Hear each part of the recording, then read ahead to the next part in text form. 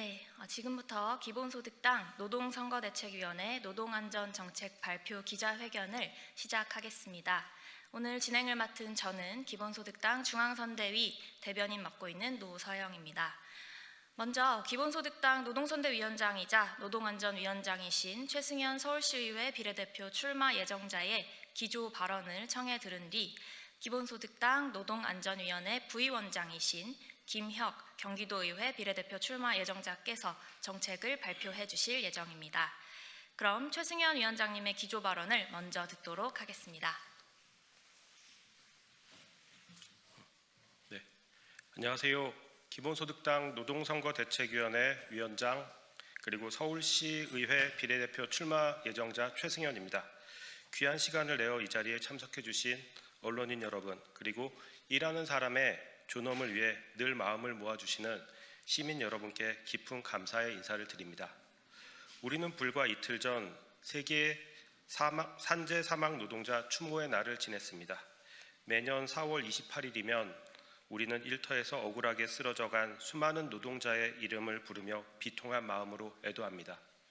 하지만 그 죽음들을 기리는 순간에도 대한민국의 일터는 한치의 변함없이 참혹한 비극을 반복하고 있습니다. 2024년 여름 23명의 소중한 목숨을 앗아간 아리셀 참사를 기억하실 겁니다. 최근 재판부는 그 끔찍한 기업살인의 책임자들에게 고작 징역 4년이라는 솜방망이 처벌을 내렸습니다. 사람의 목숨이 이윤 앞에 얼마나 가볍게 여겨지고 있는지, 우리 사법부가 생명보다 경영은 얼마나 우위에 두고 있는지를 적나라하게 보여주는 판결이었습니다. 비극은 여기서 멈추지 않습니다. 진주 CU 물류센터에서는 인간다운 노동 조건을 위해 정당한 대화를 요구하던 화물 노동자가 억울하게 목숨을 잃었습니다. 책임을 회피하는 원청과 노동자의 안전보다 물류의 효율을 우선시했던 공권력의 실책 속에서 우리는 또 한 명의 노동자를 잃어야 했습니다. 첨단 기술의 상징이라는 스마트 물류센터에서조차 속도만을 강조하다 노동자가 로봇에 끼어 목숨을 위협받는 사고가 연이어 발생하고 있습니다. 여러분, 묻고 싶습니다. 인공지능과 로봇이 인간의 노동을 대체하는 대전환의 시대가 도래하고 있다고 합니다. 그런데 왜 땀 흘려 일하는 우리 노동자의 안전은 수십 년째 제자리 걸음입니까? 왜 혁신의 과실은 기업이 독점하고 현장의 시민들은 생계를 위해 목숨을 걸고 위험의 최전선으로 내몰려야 합니까? 기술은 최첨단으로 달려가는데 노동 안전은 여전히 구시대적 야만에 머물러 있습니다. 이는 일하는 사람을 주체가 아닌 소모품으로 취급해온 낡은 관행이 만든 결과입니다. 이제는 이 죽음의 관성을 끊어내야 합니다. 누군가의 희생을 딛고 서는 방식이 아니라 인간의 존엄함이 모든 가치의 중심에 서는 완전히 새로운 노동의 장을 열어야 합니다. 우리에게는 이제 단순히 더 많이 일하는 것이 아니라 안전하게 일하고 충분히 쉴 권리가 절실합니다. 인간은 기계의 부속품이 아닙니다. 가족과 시간을 보내고 내일을 위해 몸과 마음을 돌볼 쉼이 보장될 때 비로소 노동의 존엄도 지켜질 수 있습니다. 저희 기본소득당은 이번 지방선거를 통해 단호히 선언합니다. 다치지 않고 살아서 퇴근할 권리, 기계의 속도에 쫓기지 않고 당당하게 쉴 권리, 그리고 기술 발전의 혜택을 모두가 함께 누릴 권리를 지역에서부터 굳건히 세우겠습니다. 위험의 외주화를 차단하고 AI 대전환의 이윤을 시민 모두의 기본소득으로 나누어 생계 걱정 없이 존엄을 지킬 수 있는 미래를 만들겠습니다. 이 절박한 과제들을 지역사회에서 어떻게 실현해낼 것인지 저희 기본소득당 노동선거대책위원회의 정책을 김혁 부위원장께서 이어서 발표해 주시겠습니다. 감사합니다.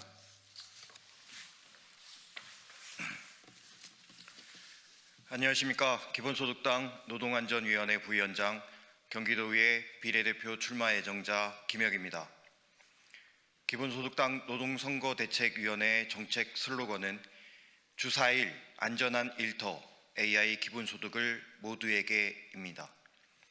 이 슬로건 아래 지역에서부터 일하는 시민의 삶을 근본적으로 바꿀 5대 노동안전 정책을 발표하겠습니다. 첫째, 성과를 나누는 AI 기본소득 선도도시를 만들겠습니다. 미래 전략산업에 투자하는 공유부 펀드를 적극 조성하고 그 수익을 주민에게 혁신 배당으로 직접 지급하여 기술 발전의 혜택이 모두의 소득으로 연결되게 하겠습니다. 또한 무분별한 자동화로부터 일자리를 지키기 위해 공공과 민간 기업의 AI 고용 영향 평가를 의무화하고 이를 지자체 지원금 심사 기준에 반영하는 조례를 제정해 강력한 안정장치를 두겠습니다. 둘째, 위험의 외주화를 끊어내는 안전 책임 도시를 만들겠습니다. 환경, 대중교통 등 필수 공공 서비스의 민간 위탁을 최소화하고 지자체 직접 고용으로 전면 전환하겠습니다. 불가피한 민간 위탁 시에도 이윤 중심의 최저 낙찰제를 폐지하고 종합 심사 낙찰제와 고용 승계를 의무화하겠습니다.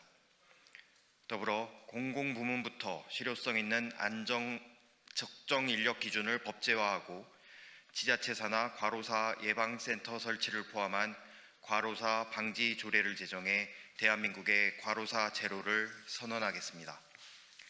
셋째, 쉴 권리가 보장되는 휴식권 도시를 만들겠습니다. 공공부문부터 자유로운 연차 사용을 정착시키고 유급휴가 보장, 우수 민간 기업에게는 조달 가산점 등 강력한 인센티브를 제공하겠습니다. 아울러 특수고용 및 플랫폼 노동자까지 포괄하는 지역형 보편 상병수당을 선도적으로 도입하여 아프면 쉴 권리를 보장하겠습니다. 지자체 공무원과 산하기관부터 주 4일제 시범 도입을 통해 지역사회 발전의 워라밸 표준을 새롭게 설계하겠습니다. 넷째, 기후재난에 대응하는 기후안전도시를 만들겠습니다. 폭염과 혹한 시 노동자의 생명을 지킬 기후 작업 중지권을 보장하고 쉴 권리를 뒷받침할 기후안전수당을 지급하겠습니다. 관내 공공발주 현장에는 체감온도를 반영한 과학적 휴식지수 준수를 의무화하고 5개 쉼터 마련을 강제하는 조례를 제정하겠습니다. 사각지대 없이 보호하는 통합안전 거버넌스를 구축하겠습니다. 다섯째, 이주민과 함께하는 차별 없는 상생 도시를 만들겠습니다. 이주 노동자 최소 주거 기준 조례를 도입하여 비닐하우스 기숙사를 퇴출하고 공공기숙사를 확충하겠습니다. 사업장 내 다국어 안전교육을 의무화해 안전 알 권리를 보장하겠습니다. 또한 5인 미만 사업장과 이주 노동자에게도 예외 없는 지방형 괴롭힘 금지 조례를 제정해 직장 내 차별을 뿌리 뽑고 반인권적 고용 허가제를 전면 폐지하기 전까지 긴급 피난처를 연계하여 운영하겠습니다. 존경하는 국민 여러분, 일하는 시민 여러분, 기본소득당은 이 5대 정책을 통해 일하는 모든 시민이 노동이 당당하게 빛나는 기본소득 지방시대를 기필코 열어내겠습니다. 저희의 발걸음에 함께해 주십시오. 감사합니다.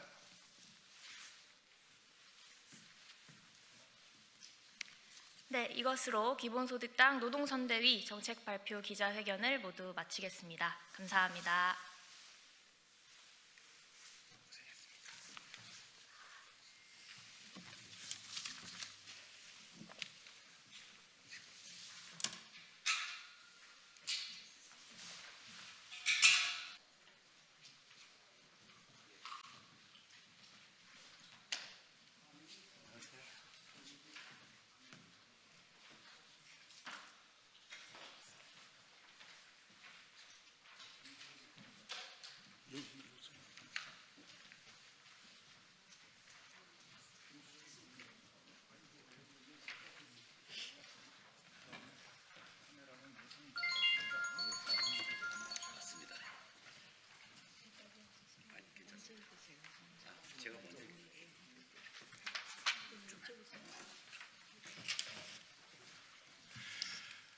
안녕하십니까. 공감연대 운영위원장 김거성입니다. 오늘 귀한 시간을 함께 해주셔서 기자 여러분께 마음 깊이 감사드립니다.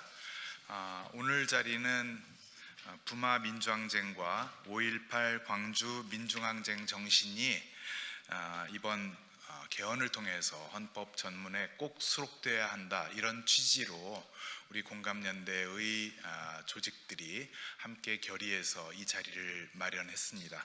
오늘 참가하신 분들은 보도 자료에 잠깐 있습니다만은 그 내용을 참고해 주시기 바랍니다. 그리고 발언은 이영기 대표, 수도권 공감연대의 이영기, 이정옥, 임한규 세 분 공동 대표님께서 해주시겠습니다. 감사합니다.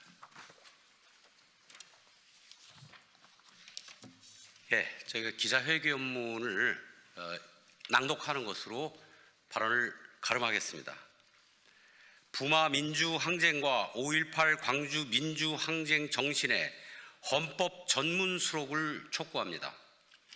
사회적 갈등을 포함한 국가적 쟁점에 관하여 다양한 의견을 수렴하고 사회 통합에 이바지하는 것을 목적으로 지난 2024년 창립하여 꾸준히 활동하고 있는 우리 공감연대 회원들은 대한민국 민주주의의 뿌리를 헌법에 바로 새기기 위해 오늘 이 자리에 섰습니다. 대한민국 헌법 전문은 3.1 운동으로 건립된 대한민국 임시정부의 법통과 불의에 항거한 4.19 민주이념을 계승한다고 밝히고 있습니다. 그러나 대한민국 민주주의를 온몸으로 지켜낸 또 다른 결정적 역사, 곧 부마 민주항쟁과 5.18 광주 민주항쟁의 정신은 아직 헌법 전문에 명시되지 못하고 있습니다.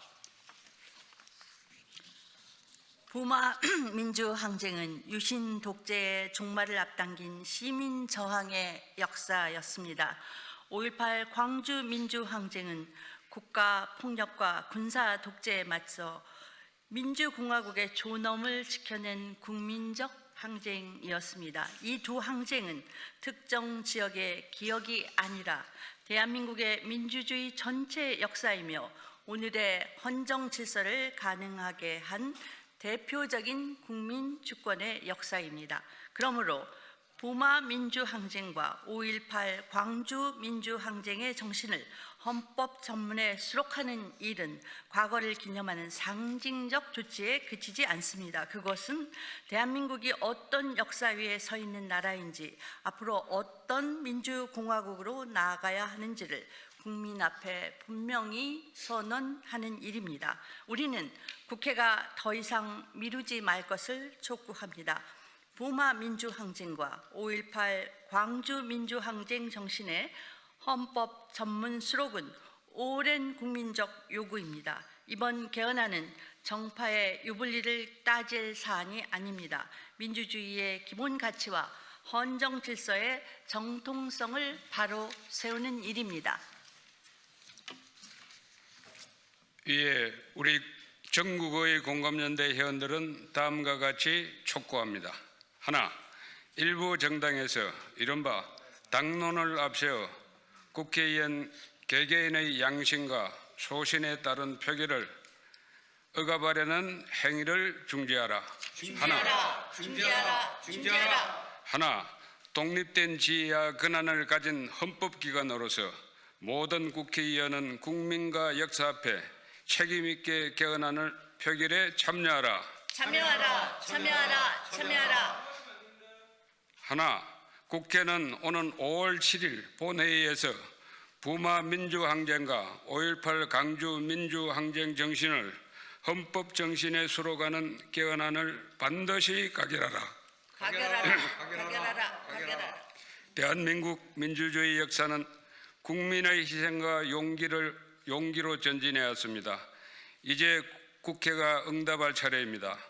부마 민주항쟁과 5.18 광주 민주항쟁의 정신을 헌법에 새기는 일은 더 이상 미룰 수 없는 민주공화국의 과제입니다.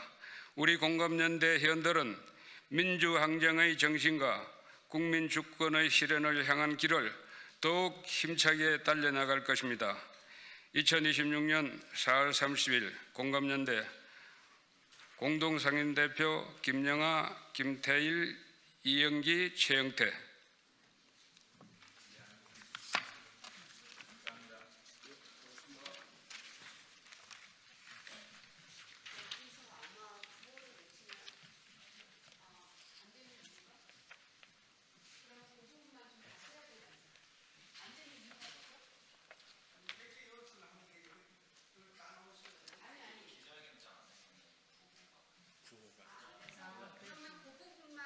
왜냐하면 저기를 쓰셔야 될 수 있으니까 그 부분만 다시 읽으시죠. 그렇죠. 예.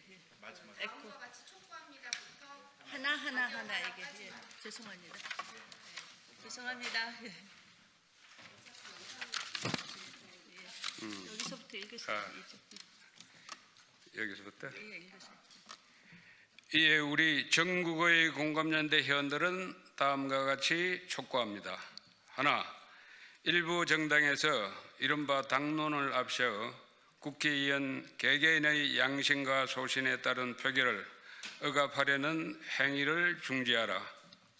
하나, 독립된 지위와 권한을 가진 헌법기관으로서 모든 국회의원은 국민과 역사 앞에 책임있게 가결한 표결에 참여하라. 하나, 국회는 오는 5월 7일 본회의에서 부마 민주항쟁과 5.18 강주 민주항쟁 정신을 헌법 전문에 수록하는 개헌안을 반드시 가결하라. 대한민국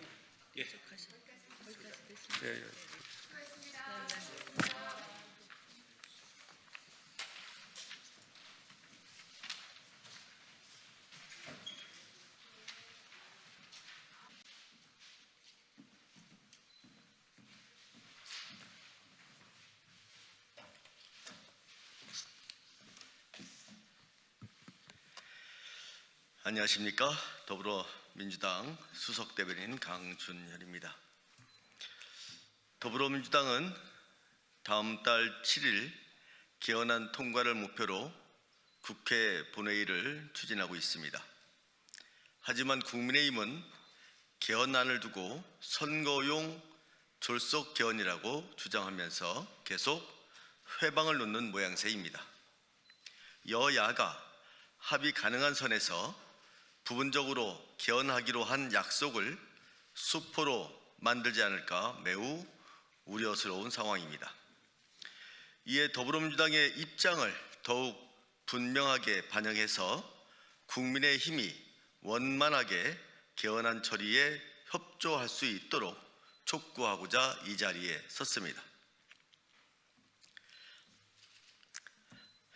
이하 회견문의 형식으로 온브리핑 회견을 시작하겠습니다. 39년 만에 역사적인 개헌의 과업을 앞둔 지금 국민의힘이 여전히 개헌을 두고 억지스러운 목리를 부리고 있습니다. 국민의힘은 이번 개헌을 두고 지방선거를 앞둔 졸속 개헌으로 치부하면서 당론으로 반대한다는 기조도 바꾸지 않고 있습니다. 명분, 내용, 논리 모든 면에서 국민의힘의 입장은 모순 덩어리입니다. 무엇보다 이번 개헌을 통해 추진되는 개정 사항에 대해 국민의힘 내부에서도 반대하지 않고 있습니다. 5.18과 부마항쟁, 정신에 대한 수록은 과거 국민의힘 지도부에서 찬성 입장을 표시한 바 있습니다.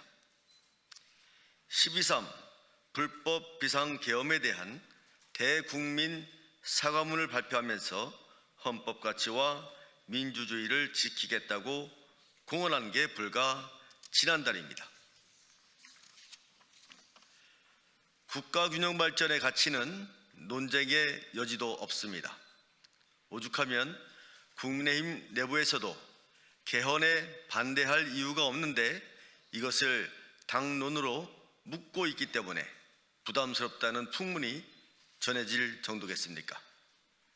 지방선거와 동시에 치르는 국민투표가 지방선거 이슈를 잠식하는 블랙홀이 될 것이라는 국민의힘 논리에도 전혀 설득력이 없습니다. 개헌과 지방선거가 상충적인 관계입니까? 이러한 생각의 저변에는 개헌보다는 지방선거로 한 자리라도 더 차지하는 게 중요하다는 당리당략, 그리고 국민이 개헌과 지방선거도 구분하지 못할 것이라는 괄시가 깔려있는 것 아니겠습니까? 이번 개헌이 마치 특정 권력자의 의중에 따른 것인 양 호도하는 일 또한 국민에게 결코 호소될 수 없습니다. 국민의힘은 국민의 개헌이 되어야 한다고 주장하면서 선거용 졸속 개헌을 거부한다고 합니다.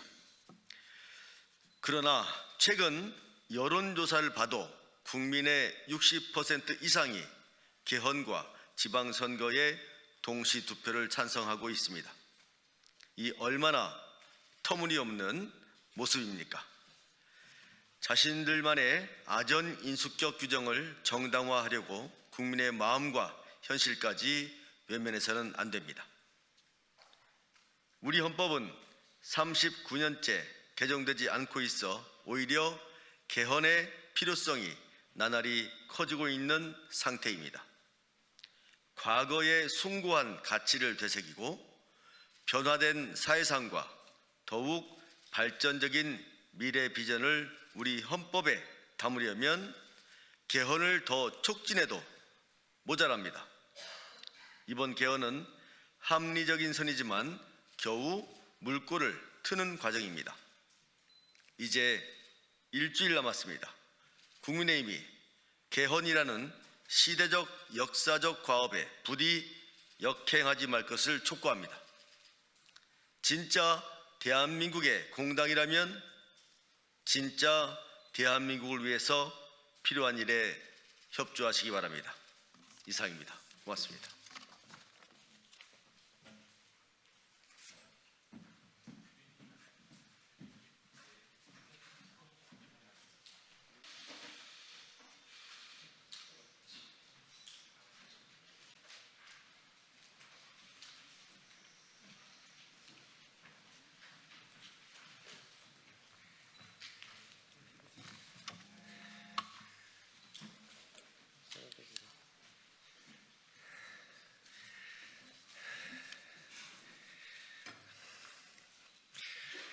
네, 안녕하십니까. 경기 하남시 을 국회의원 김용만입니다. 오늘 우리 아주 특별한 분을 모셨는데요. 그 앞에 보이고 계시지만 그 전에 우리 박지원 의원님 먼저 소개해드리겠습니다. 네, 앞으로 저와 함께 우리 하남을 새롭게 꾸며나가고 발전시키실 분이 오셨습니다. 하남시 앞 국회의원 보궐선거 이광재 후보님 함께 하고 계십니다. 제가 전 일정 때문에 빨리 온다고 좀 숨이 벅찹니다. 네, 언론 여러분들께서도 잘 아시겠지만 우리 이광재 후보님은 우리 민주당의 소중한 자산이십니다. 참여정부 청와대 국정상황실장, 강원도지사, 3선 국회의원을 역임하셨고요. 국정 정반을 아우르는 풍부한 경험과 실력을 두루 쌓아오셨습니다. 제가 숨 좀 돌리고 하겠습니다. 죄송합니다. 네. 특히 우리 이광재 후보님께서는 우리 당이 어려울 때마다 선당 후사 정신으로 당의 요청에 가장 먼저 응답해 오셨습니다. 강원도와 분당과 같은 민주당의 험지에서 기꺼이 도전해 오셨고요. 우리 하남시 갑 또한 사실 격전지로 분류되는 곳인데 이번에도 어려운 도전을 결심해 주셨습니다.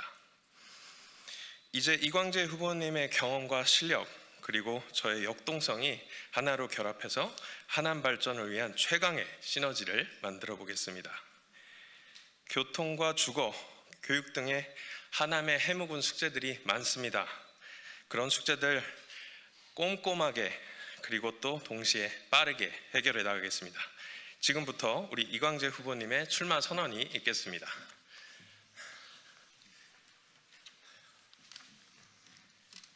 네, 우리 김영배 의원님 감사하고요.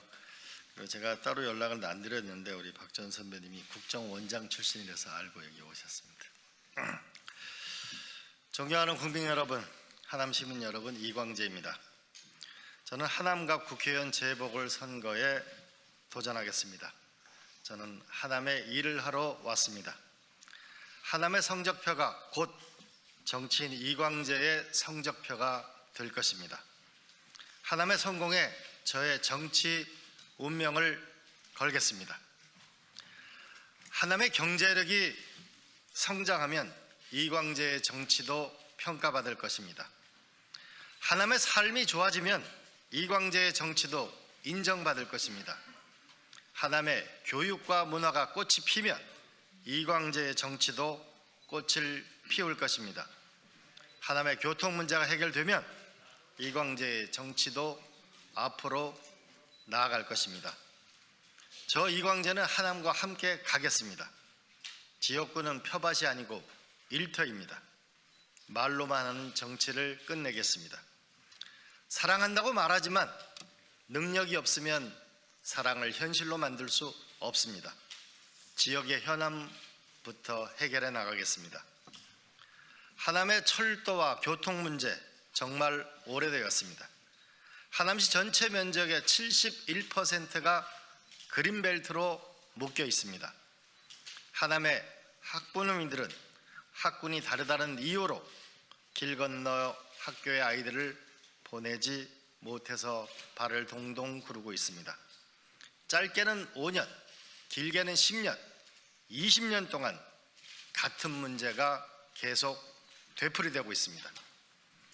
이제는 해결할 때가 왔습니다. 해결하려면 실력이 있어야 합니다. 첫째, 국회를 움직일 수 있어야 합니다. 문제 해결에 필요한 법과 제도를 만들고 예산을 따올 수 있어야 문제가 해결됩니다. 둘째, 정부를 움직여서 정책을 만들 수 있어야 합니다. 지금 하남에 절호의 기회가 왔습니다. 경기도지사 출신 이재명 대통령이 국민들의 큰 지지 속에 일을 해나가고 있습니다.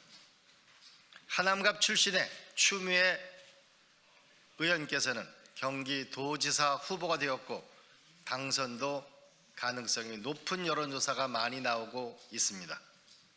이 기회를 절대 놓쳐서는 안 됩니다. 이광재는 하남과 국회, 하남과 정부, 하남과 경기도지사를 연결해서 문제를 확실히 해결하겠습니다. 지금은 이재명 정부에게 일할 시간과 기회를 줄 때입니다. 이재명 정부의 시간입니다. 저는 문제를 해결하는 법을 배웠습니다. 20대에는 노무현 대통령을 만났습니다. 30대에는 청와대에서 국가를 만났습니다. 40대에는 강원도에서 지방행정을 만났습니다. 50대에는 삼선 국회의원과 국회 외교통일위원장, 국회 사무총장으로 세계를 만났습니다. 영광의 시절도 시련의 시절도 있었습니다. 저를 단단하게 키워왔습니다. 저의 모든 경험을 하남에 쏟아붓겠습니다. 하남을 대한민국 정치인들이 따라 배울 수 있는 최고의 모델 도시로, 모범으로 만들어내겠습니다. 정치인 한 명을 잘 뽑으면 국민의 삶이 바꿀 수 있다는 것을 확실하게 증명해 보이도록 하겠습니다. 하남은 녹색 미래도시의 잠재성이 큰 도시입니다. 하남을 강남처럼 문화와 교육이 강한 도시, 하남을 판교, 분당처럼 미래산업과 쾌적한 삶이 있는 도시로, 하남을 강원도처럼 자연과 어우러지는 녹색 도시로 만들어 가겠습니다. 무엇보다 하남 시민이 주인공이 되는 새로운 정치 시대를 만들겠습니다. 국민 여러분, 그리고 하남 시민 여러분, 국민의 삶의 질이 정치인의 성적표가 되는 정치 혁명이 필요한 시대가 왔습니다. 기업은 실적으로 말합니다. 교수는 논문으로 말합니다. 운동선수는 기록으로 말합니다. 그런데 정치인은 무엇으로 평가를 받습니까? 정치인은 이제 일의 결과로 평가받는 시대를 만들어야 합니다. 그래야 국민이 편안하게 살 수 있습니다. 이것이 진정한 국가 개조이고 정치 혁명 운동의 시작이라고 생각합니다. 지금 우리 국민은 두 가지 질문을 던지고 있습니다. 첫째는 나라는 세계 12국가인데 왜 국민의 삶의 질은 세계 32위 국가인가? 왜 이렇게 국민의 삶은 고단하고 힘든 것인가? 둘째, 기술 전쟁에 기초한 무한 경쟁의 시대, 미중 패권 전쟁의 시대에 과연 우리 한반도의 한국의 운명은 앞으로 나아갈 것인가? 국민들은 대답을 원하고 있습니다. 정치의 존재 이유는 기술 전쟁에서 승리하는 강력한 신경제의 성장을 이루어내는 것입니다. 그 성장의 결과는 국민의 삶의 질로, 국민의 복지로 이어져야 합니다. 새로운 자본주의의 길을 가야만 국가도 국민도 앞으로 나아갈 수 있습니다. 이제 정치의 근본적인 변화의 시기가 왔습니다. 경제 성장과 국민의 삶의 질이 정치인의 목표가 되는 시대를 열어야 합니다. 위대한 여정을 시작해야 합니다. 지역구의 경제 성장과 삶의 질 성적표가 정치인의 성적표가 되는 길을 열어야 합니다. 이것이 우리가 앞으로 나아가야 할 길입니다.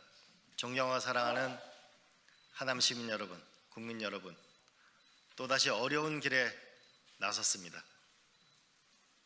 더 많이 듣고 제 혼신의 노력에 열정을 다하겠습니다. 일의 성과로 보답하겠습니다. 꼭 좀 도와주시기 바랍니다. 고맙습니다. 우리 박지원 선배님 한 말씀. 그래요.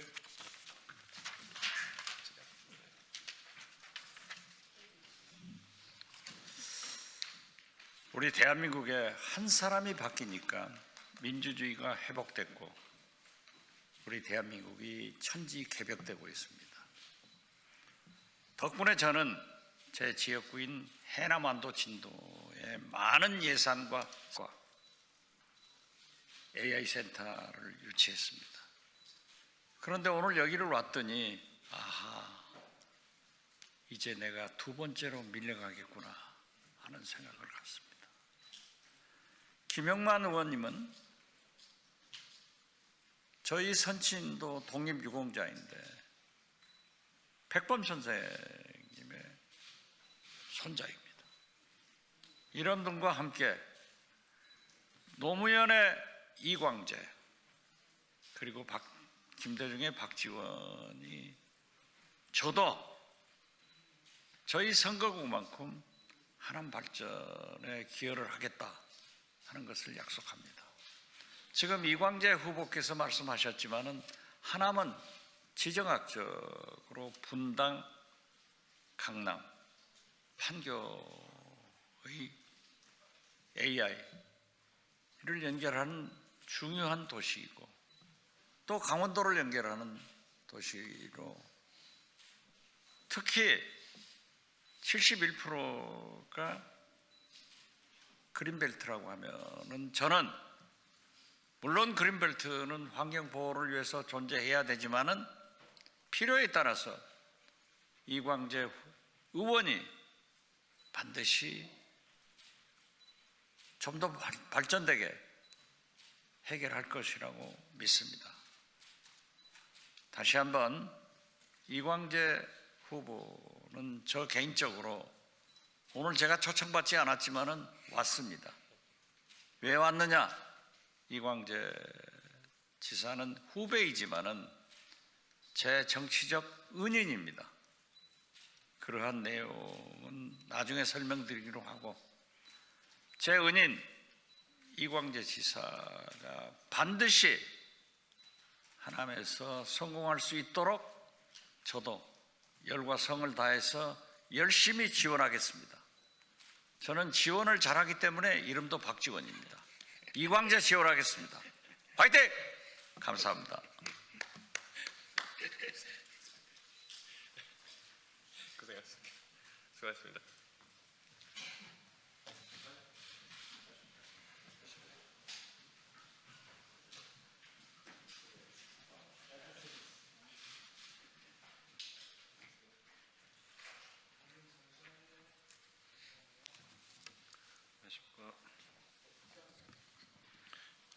안녕하십니까. 더불어민주당 원내대변인 문금주입니다. 4월 30일 언론 브리핑하겠습니다. 진실은 외면한다고 사라지지 않습니다. 조작기소 특검은 무너진 법치를 바로 세우는 마침표가 될 것입니다. 국민의힘과 일부 보수 언론이 윤석열 정권 정치검찰 조작기소 의혹, 국정조사를 두고 반대 증언 운운하며 번지를 흐리고 있습니다. 진실 규명을 위한 노력을 맹탕이라 비하하며 특검 추진을 흠집내려 하지만 손바닥으로 하늘을 가릴 수는 없습니다. 국정조사 과정에서 드러난 진실은 엄중합니다. 정영학 녹취록의 핵심 표현이 검찰의 손을 거치며 왜곡된 점, 검사가 피의자와 변호인 사이에서 진술 회유와 거래를 시도한 정황, 그리고 수사 과정에서 가족까지 동원된 전방위적 압박 등은 단순한 의혹을 넘어 검찰권 남용의 실체를 보여주고 있습니다. 일부 증인들이 기존 검찰의 논리를 되풀이했다고 해서 의혹이 사라지는 것이 아닙니다. 오히려 서로 충돌하는 증언과 객관적 자료들, 그리고 수사 과정의 강압적 정황들이야말로 독립적인 특검이 왜 필요한지를 역설하고 있습니다.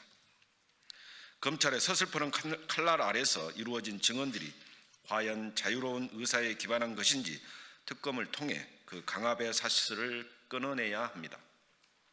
국정조사는 재판을 대신하는 자리가 아닙니다. 그러나 국가 권력이 수사와 기소라는 이름으로 국민의 기본권을 침해하고 정치적 목적을 위해 법치를 왜곡했다는 의혹이 제기된다면 국회는 당연히 그 실체를 확인해야 합니다. 특검 추진을 두고 공소취소를 위한 정치 공세라고 몰아가는 주장도 본질을 흐리는 선동입니다. 국가기관이 불법 부당한 방식으로 수사하고 기소했다면 그 부정의를 바로잡는 것은 법치 파괴가 아니라 법치 회복입니다. 정치 검찰의 조작 기소는 특정 개인에 대한 공격이 아닙니다. 검찰권이 정권의 사적 도구로 전락해 민주주의의 근간을 흔드는 것을 막아내야 합니다. 국민의힘이 진실 앞에 당당하다면 특검을 거부할 이유가 없습니다. 더불어민주당 국조특위에서 드러난 조작기소 의혹의 실체를 끝까지 추적하겠습니다. 필요하다면 특검을 통해 수사와 기소 과정의 불법을 낱낱이 밝히고 무너진 사법정의를 바로 세우겠습니다. 다음입니다. 장동혁 대표, 당심도 얻지 못한 정치로 민심을 얻을 수는 없습니다. 장동혁 대표가 연일 이재명 대통령과 더불어민주당을 겨냥한 자극적 발언을 쏟아내고 있습니다. 그러나 대통령 때리기로 붕괴된 리더십이 회복되지는 않습니다. 억지 주장과 정쟁으로 후보들의 불안을 덮을 수 없고 국민의 냉정한 평가를 피할 수도 없습니다. 언론 보도에 따르면 국민의힘 일부 광역단체장 후보들은 장동혁 대표를 중심으로 한 선거 체제가 아니라 독자 선대위를 꾸리고 장 대표가 아닌 김문수 전 장관을 명예선대위원장으로 내세우고 있습니다. 장 대표가 지역 현장을 찾았다가 공개적으로 쓴소리를 들은 뒤 지역 공개 일정마저 잡지 못하고 있다는 내용도 전해졌습니다. 당대표가 선거의 구심점이 되기는커녕 후보들이 앞세우기 부담스러워하는 존재가 된 것입니다. 당 내부에서 배척당하는 대표가 국민의 마음을 얻겠다는 것부터가 무리입니다. 더 큰 문제는 장동혁 대표가 이 상황을 돌파하는 방식입니다. 국민을 만나고 지역의 삶을 챙기고 당의 혼선을 수습해야 할 제1야당 대표가 선택한 길이 고작 SNS에 기대어 억지 주장으로 대통령을 공격하는 것입니까? 국민은 묻고 있습니다. 당 안에서도 신뢰받지 못하는 대표가 어떻게 국민에게 신뢰받을 수 있겠습니까? 후보들조차 기대지 않는 리더십으로 어떻게 국민을 책임지겠다는 것입니까? 국민의 마음을 얻는 방법이 고작 억지 주장과 대통령 때리기라면 국민의힘의 지방선거 전략은 이미 실패한 것이나 다름없습니다. 정치는 남을 깎아내리는 소음이 아니라 국민의 삶을 책임지는 실력으로 평가받아야 합니다. 장동혁 대표와 국민의힘은 SNS 정쟁을 멈추고 먼저 무너진 당내 리더십과 민생 비전부터 돌아보기 바랍니다. 이상입니다.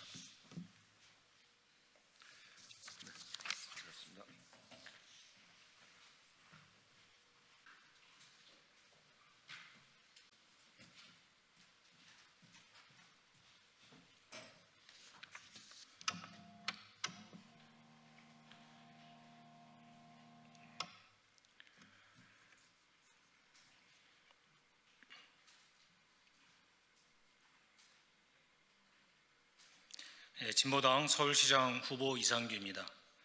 윤석열은 대통령이 되자 권력을 휘두르기 시작했습니다. 김건희의 사리사욕을 마음껏 채워주고 영구집권을 위해 불법 계엄을 획책했습니다.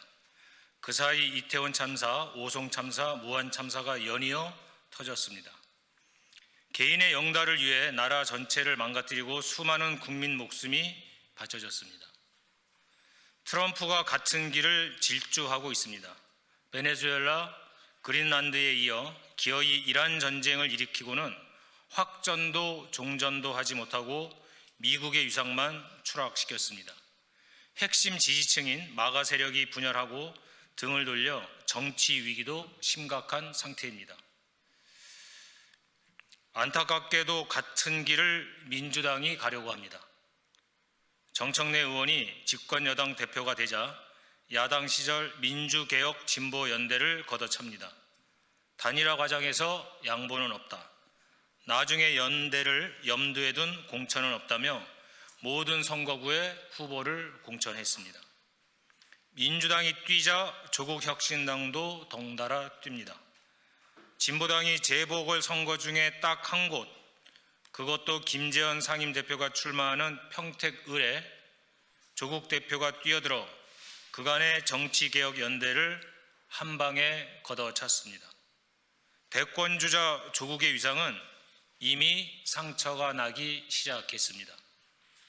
권력의 정점에서 권력에 취한 모습은 국내외를 가리지 않고 여야를 가리지 않고 똑같은 행태를 보이고 있습니다. 평택에서, 울산에서, 경남에서 진보당과 연대 없이는 민주당도 조국혁신당도 승리할 수 없다고 누구나 말합니다. 민주당만, 조국혁신당만 귀를 닫고 권력이 주는 당장의 달콤함에 취해 있습니다.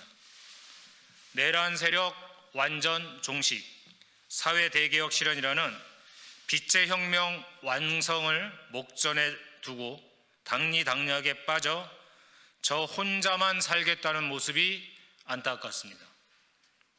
윤석열의 길을 따라가면 그 끝은 낭떠러지라는 점 다시 한번 경고합니다. 이상입니다.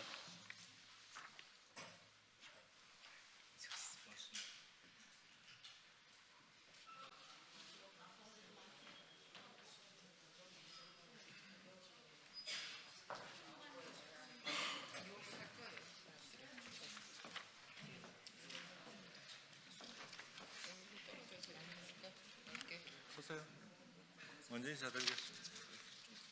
자, 인사. 예, 국민의힘 국토교통위원회 위원 일동입니다.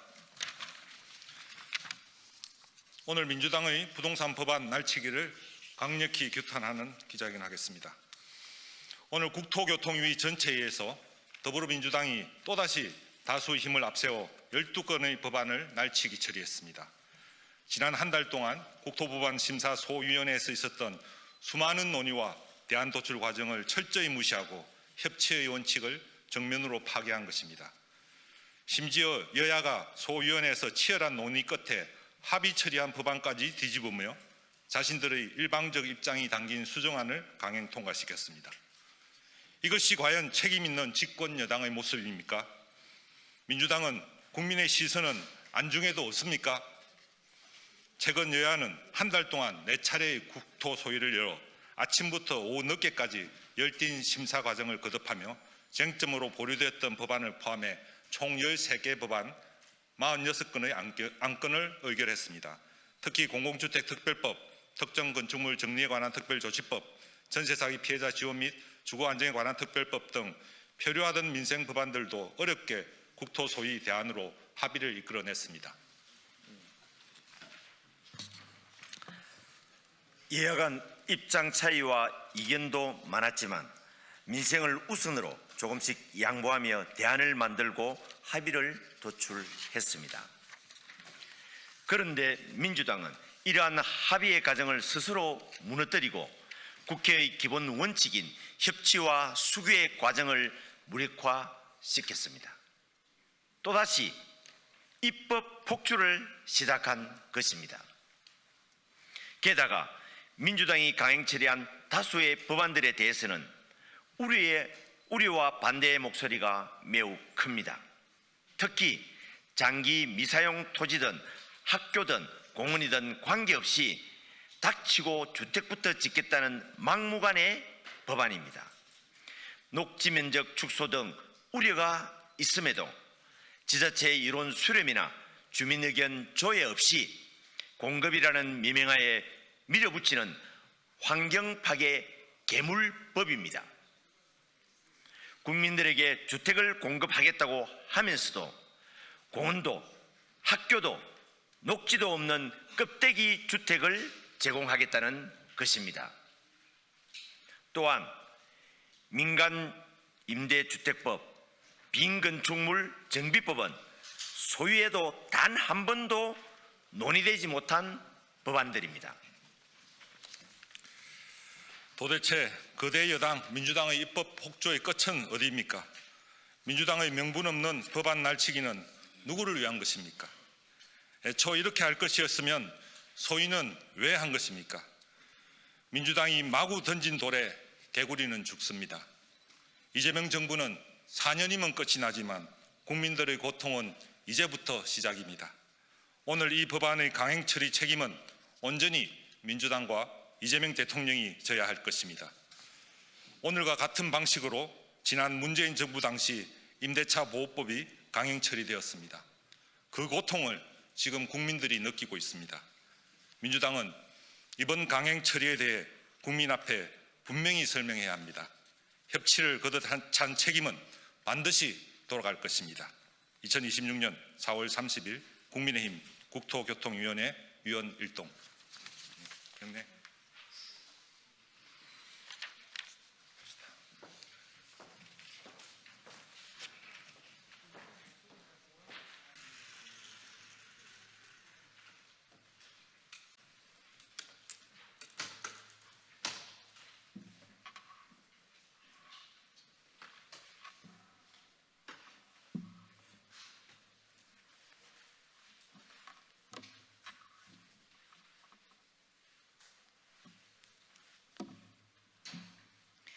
안녕하세요. 국민의힘 수석 대변인 최보윤입니다.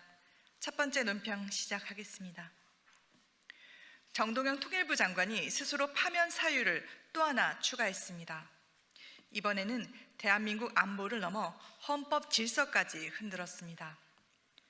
정 장관은 최근 공식 석상에서 북한을 조선민주주의 인민공화국이라 칭하고 남북 관계를 한조 관계라고 표현했습니다. 이는 단순한 호칭 변화가 아니라 대한민국 통일부 장관이 북한을 별개의 동등한 국가로 인정한 부분입니다. 북한의 적대적 두 국가론에 사실상 투항한 것이나 다름없습니다. 북한은 이미 대한민국을 가장 적대적인 국가로 규정하고 남북 관계를 적대적 두 국가 관계로 못 박으며 위협을 사슴지 않고 있습니다. 그런데도 통일부 장관은 북한의 대남 적대 노선에 맞서기는커녕 북한의 국호를 어떻게 불러줄지부터 고민하며 비굴한 태도를 보이고 있습니다. 주권 국가의 장관으로서 최소한의 자존심마저 버린 처사입니다. 이러한 발언은 대한민국 영토를 한반도와 그 부속 도서로 규정한 헌법 제3조, 자유민주적 기본질서를 입각한 평화 통일을 명시한 헌법 제4조와 정면으로 충돌합니다. 남북 관계를 통일을 지향하는 특수관계로 규정한 실정법을 정면으로 부정하는 국무위원의 위헌적 일탈입니다. 헌법과 법률이 정한 대한민국의 통일 원칙은 장관의 말 한마디로 흔들 수는 있는 대상이 아닙니다. 정동영 장관 개인의 대북관이 헌법보다 앞설 수는 없습니다. 북한의 논리를 우리 정책의 언어로 받아들이는 순간 그것은 논쟁을 가장한 국가 정체성 파괴 행위일 뿐입니다. 이미 정 장관은 한 달 전 북한 핵시설 관련 민감 발언으로 한미 정보 공조에 회복하기 어려운 구멍을 냈습니다. 미국의 대북 위성정보 공유 제한이라는 초유의 안보 공백을 자초하고도 대국민 사과는커녕 이제는 헌법 질서마저 부정하고 있습니다. 실수가 반복되면 그것은 정체성입니다. 이재명 대통령은 답하십시오. 북한의 언어를 정보 정책에 이식하고 북한식 두 국가론에 동조하는 것이 이재명 정부의 공식 입장입니까? 정동영 장관은 더 이상 그 자리에 있을 수 없습니다. 헌법을 부정하고 안보를 파탄낸 인사를 국무위원 자리에 단 하루라도 더 얹혀두는 것은 국민에 대한 모독입니다. 이재명 대통령은 즉각 정동영 장관을 파면하십시오. 명백한 파면 사유에도 불구하고 침묵을 지키며 경질하지 않는 것은 대통령으로서의 명백한 직무유기입니다. 다음 논평 이어가겠습니다.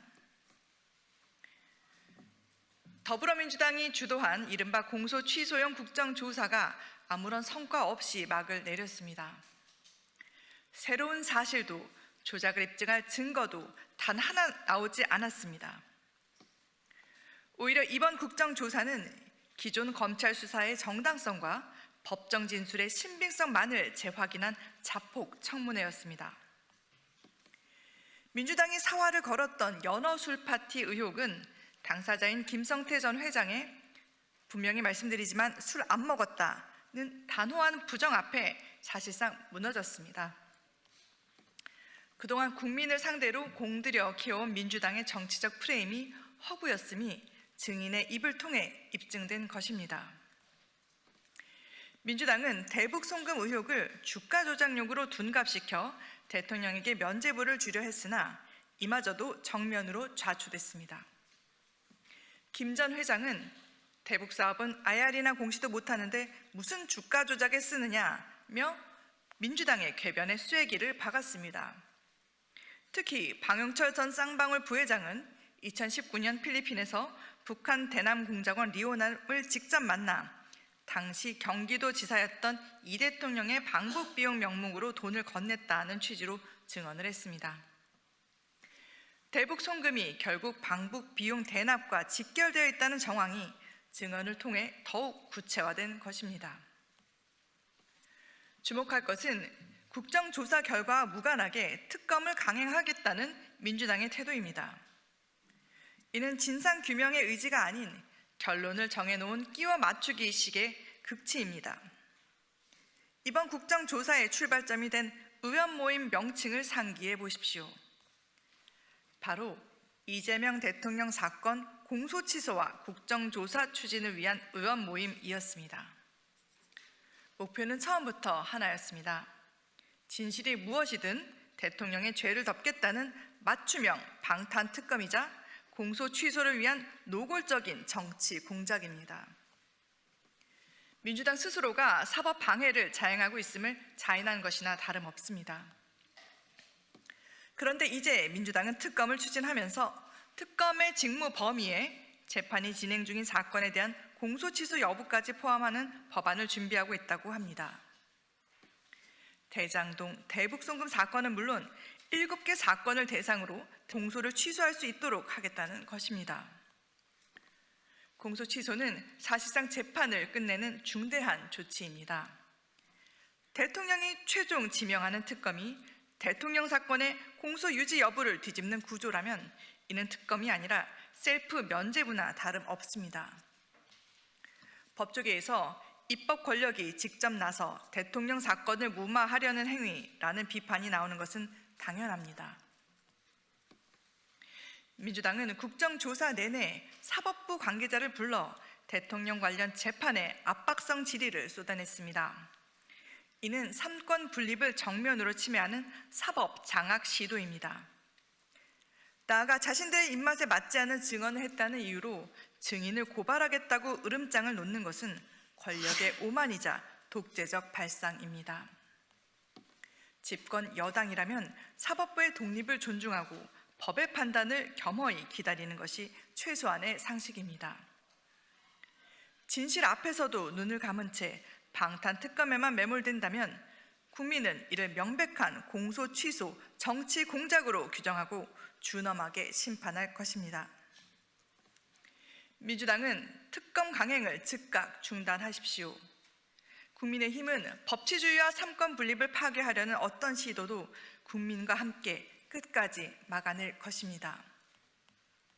다음 논평 이어가겠습니다.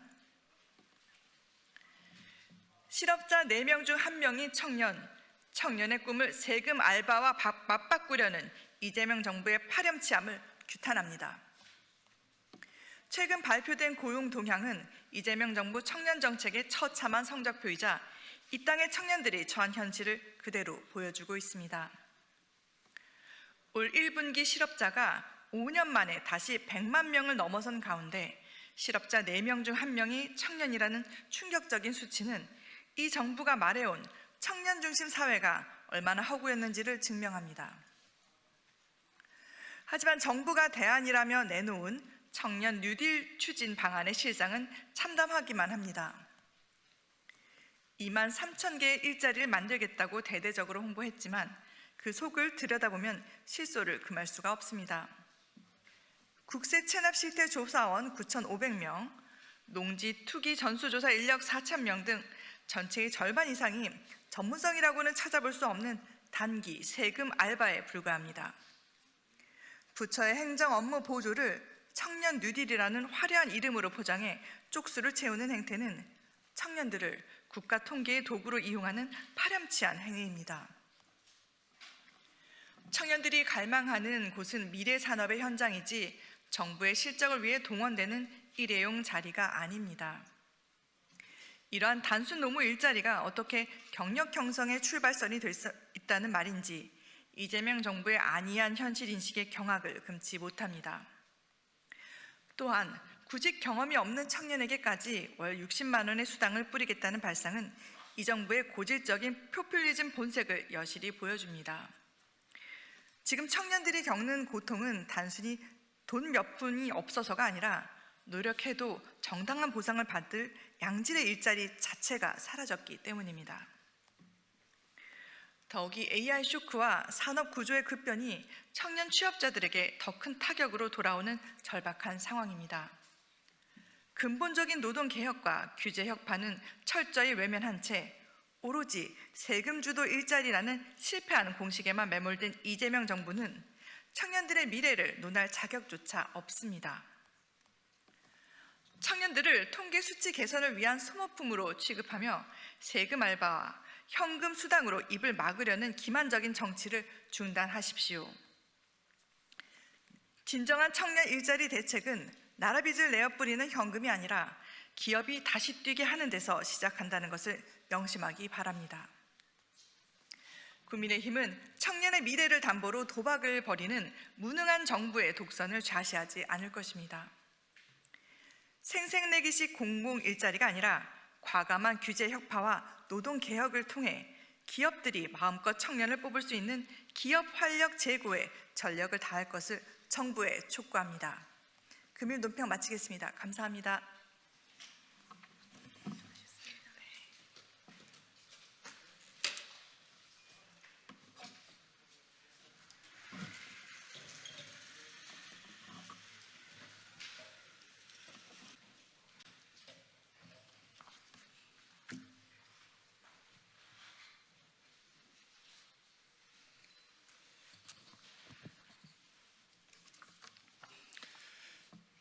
미 해군 훈련기사업 진입 좌절 등 연이은 실책과 실기, 이대로는 안 됩니다. 안녕하십니까? 국방위 소속 국민의힘 유영원 의원입니다. 최근 대한민국 방위산업은 기갑, 항공, 함정, 방공전력 등 각 분야의 우수한 연구원들과 무기체계 생산 현장 종사자들이 피와 땀을 바탕으로 연간 150억 달러의 우수한 수출 성과를 거두며 국가 경제를 이끌고 있습니다. 그러나 정작 이 거대한 산업과 방위력 개선을 주의해야 할 정부의 방산 컨트롤타워, 즉 국방부와 방위사업청은 치밀한 전략 부재와 안위에 빠져 중요한 기회를 놓치는 결과를 잇따라 보여주고 있습니다. 저는 오늘 국방안보 전문가의 시각에서 정부와 군 당국이 보여주고 있는 세 가지 중대한 정책 실패와 시대착오적 혼란상을 국민들께 설명드리고 정부 차원의 각성을 촉구하고자 이 자리에 섰습니다. 첫째, 한미 상호 국방조달협정 RDPA 체결 지연 등으로 미 해군 전술훈련기 사업 진입이 좌절된 문제입니다. 최근 한국항공우주산업과 록히드 마틴 컨소시엄은 10조 원 규모로 추산되는 미 해군의 차세대 고등훈련기 사업 입찰 참여를 포기했습니다. 이 사업 포기로 미 공군 훈련기 사업 참여도 더욱 어렵게 돼 결과적으로 수십조 원 규모의 미 훈련기 시장 진출이 좌절될 가능성이 커졌습니다. 미국산 부품 비중을 75%로 정한 미국 우선주의 장벽을 넘으려면 한미 간 상호 국방조달 협정 체결이 필수적이었습니다. 그러나 국방부와 방사청은 지난 2022년부터 24년까지 한미 간 정상회담과 고위급 회의 등에서 RDPA에 대해 논의했던 것을 더 이상 진전시키지 못하고 있으며 다른 현안에 밀려 어젠다를 꺼내보지도 못한 채 중요한 계약을 허망하게 놓치게 된 것입니다.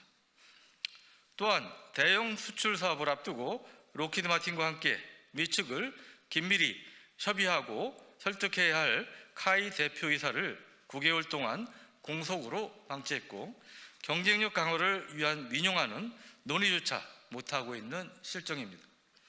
이렇게 제도적 뒷받침을 받지 못해 가격 경쟁력을 잃은 우리 기업이 결국 입찰에서 발을 빼야만 했던 사태는 정부의 외교력, 추진력 부재에 따른 것입니다.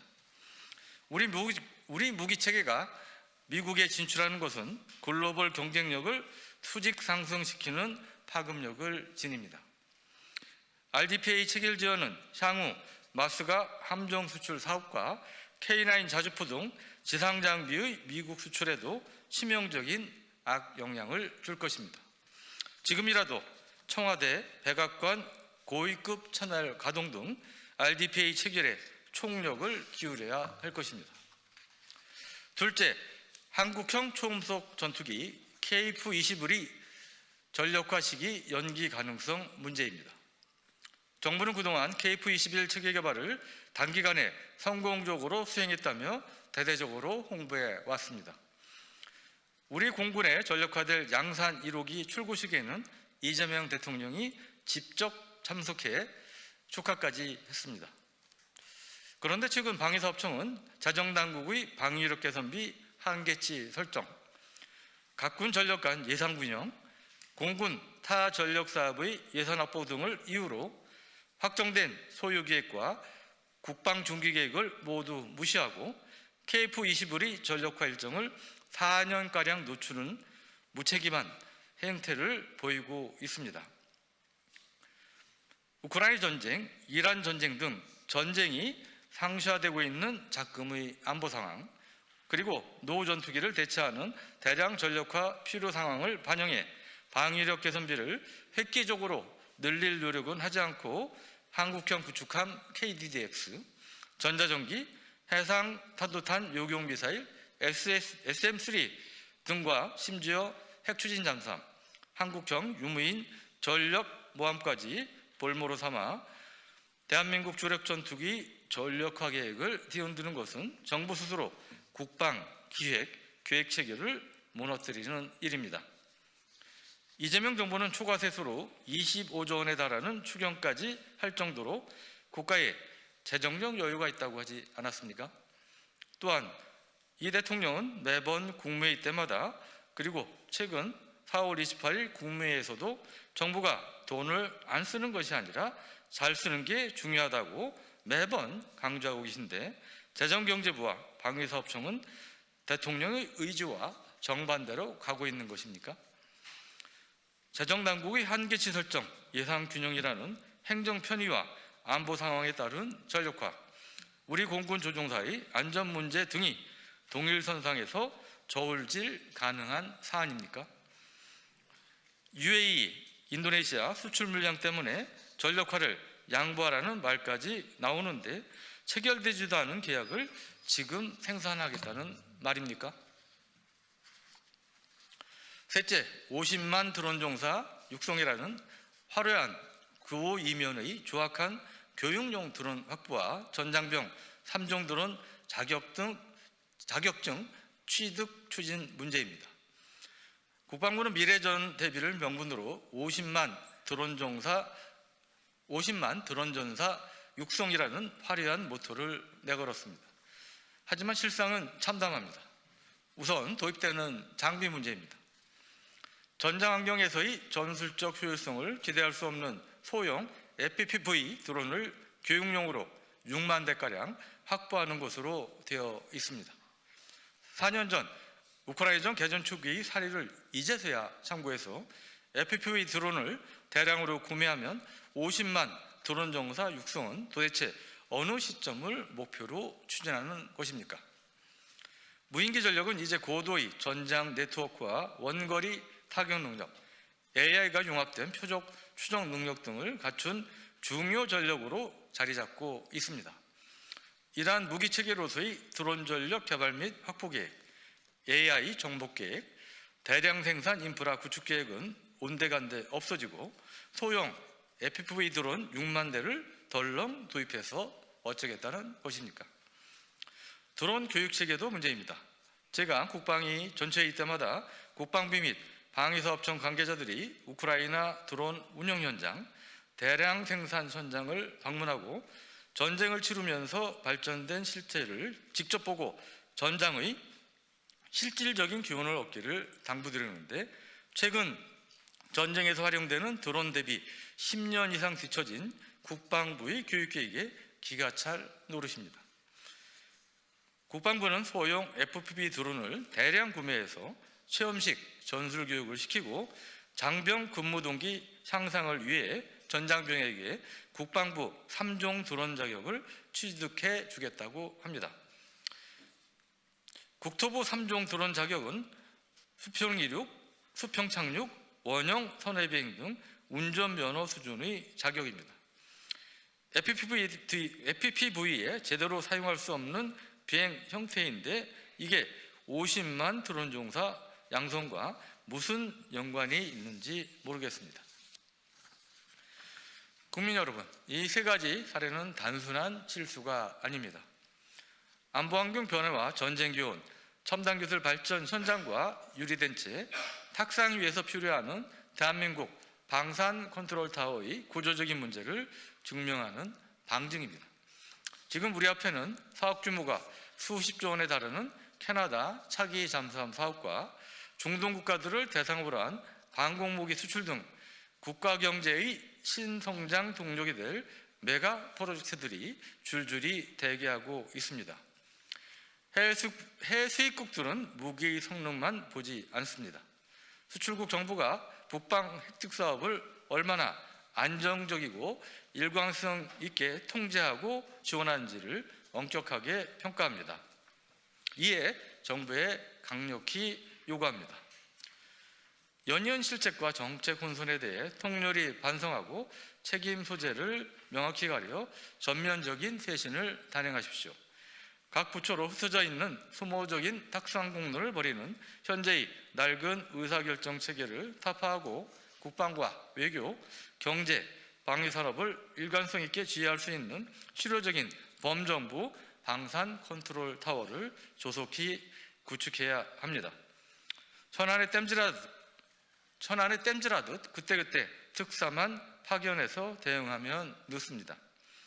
눈앞에 다가온 거대한 기회 앞에서 또다시 정부와 군 당국의 무능과 헛발질로 우리 방산업체들이 피해를 입는 국가적 손실을 막기 위해 정부의 뼈저린 반성과 즉각적인 행동을 촉구합니다.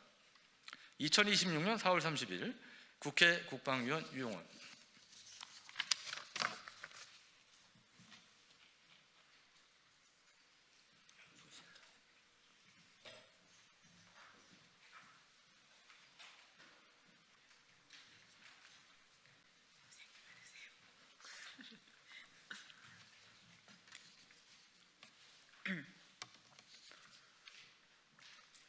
시작해도 될까요? 더불어민주당 전수미 대변인 브리핑 시작하겠습니다. 국민의힘은 정치검찰의 하청 정당 노릇을 그만두십시오. 국민의힘이 이번 국정조사를 자폭 청문회라 깎아내리면서 민주당의 특검 추진을 두고 셀프 면죄부라 비난하고 나섰습니다.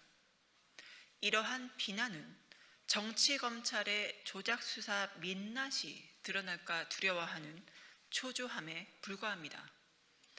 이번 국정조사는 자폭이 아니라 진실의 출발점이었습니다. 정치검찰이 기획한 무도한 검찰 정권의 정적 죽이기 실체가 드러났습니다. 연어 술파티 부정 진술을 금과 옥조처럼 여기는 태도는 매우 애처롭습니다. 대북 송금 의혹이 정치 검찰과 부도덕한 기업인의 합작품이었다는 정황이 이번 국정조사로 드러났다는 것이 핵심입니다. 지자체의 교류 사업을 무리하게 방북비용 대납으로 둔갑시킨 것은 억지로 꿰맞춘 조작의 퍼즐이었습니다. 이것이 결코 진실이 될 수 없습니다. 특검과 공소 취소를 두고 셀프 면죄부라 비난하는 것은 바로 적반하장입니다. 애초에 존재하지도 않는 죄를 만들어 위법하고 강압적인 기소였다는 의혹이 본질인 것입니다. 수사권을 무기로 국정을 흔드는 검찰이야말로 헌정 질서의 파괴자입니다. 국민의힘이 입에 올리는 사법부의 독립은 실상 검찰 기득권 카르텔 지키기입니다. 정당한 진상 규명 노력을 사법 장악이라는 낡은 프레임으로 호도하지 마십시오. 오로지 정치검찰의 호위무사를 자처하는 제1야당의 구태를 전 국민들은 꿰뚫어보고 있습니다. 국민의힘에 엄중히 경고합니다. 검찰의 하청 정당, 정치검찰의 앵무새 노릇을 이제 그만두십시오.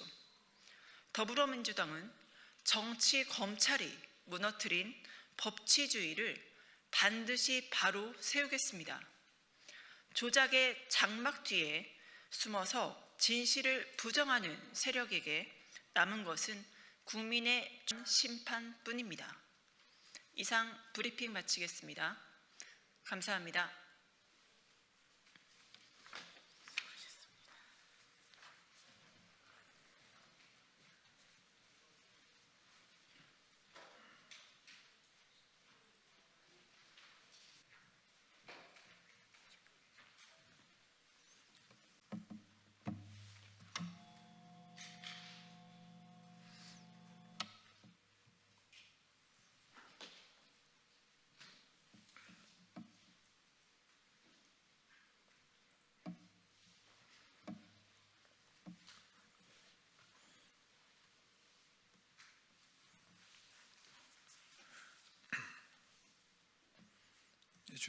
준비됐습니까? 예, 안녕하십니까. 국민의힘 조용술 대변인입니다. 오늘 논평 3건에 대해서 논평 낭독하도록 하겠습니다. 이제는 통일마저 부정하는 통일부 장관, 왜 그리도 자리에 집착합니까? 정동영 장관이 어제 통일이라는 개념은 폭력적이다라고 발언하며 통일의 필요성 자체를 부정했습니다. 통일을 준비하고 추진해야 할 통일부의 수장이 오히려 통일을 부정하는 이 상황은 공직자로서 책임을 망각한 심각한 왜곡입니다.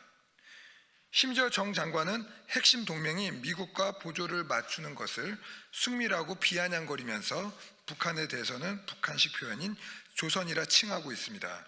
이제는 한 걸음 더 나아가 통일은 폭력이라는 주장까지 서슴지 않고 있습니다. 북한이 적대적 두 국가론을 내세워 남북의 분리를 강조하는 상황에서 이에 보조를 맞추는 수준을 넘어 오히려 이를 정당화하는 듯한 인식까지 드러내고 있습니다.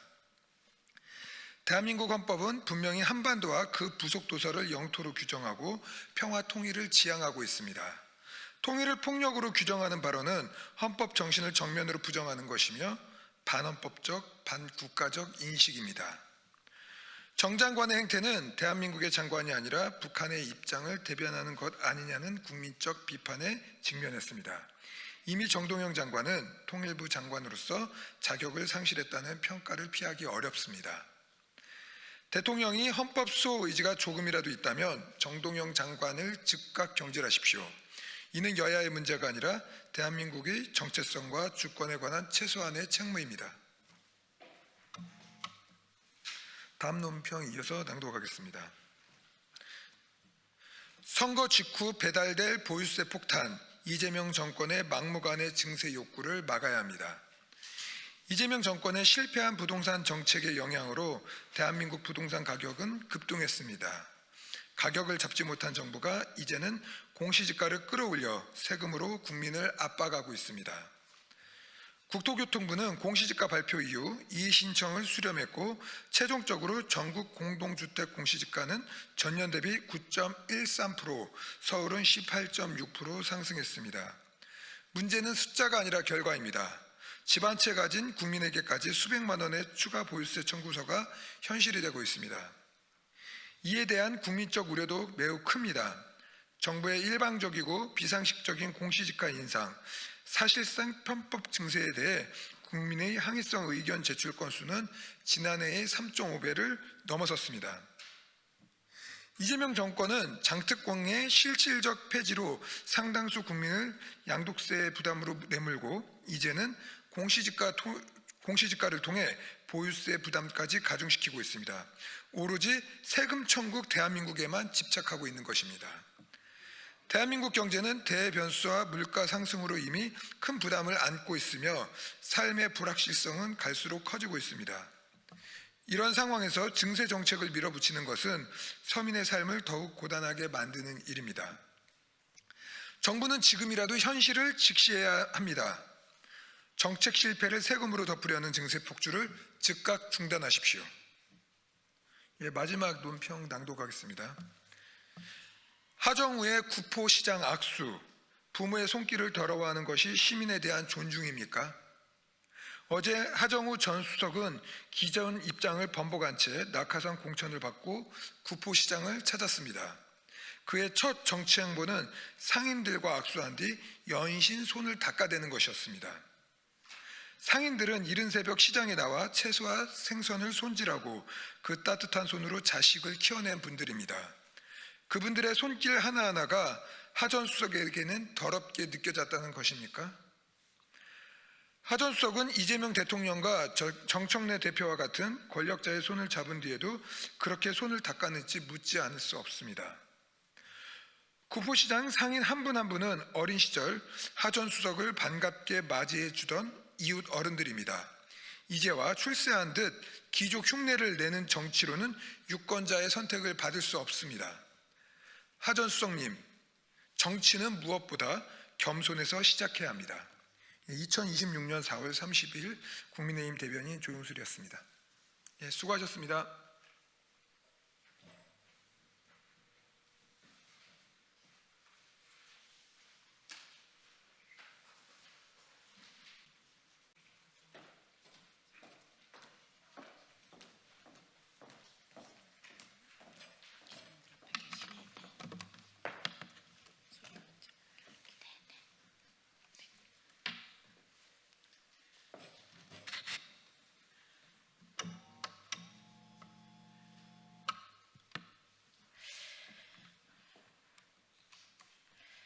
안녕하십니까. 소리로 보는 시각장애인 더불어민주당 전국장애인위원장 국회의원 서미아입니다.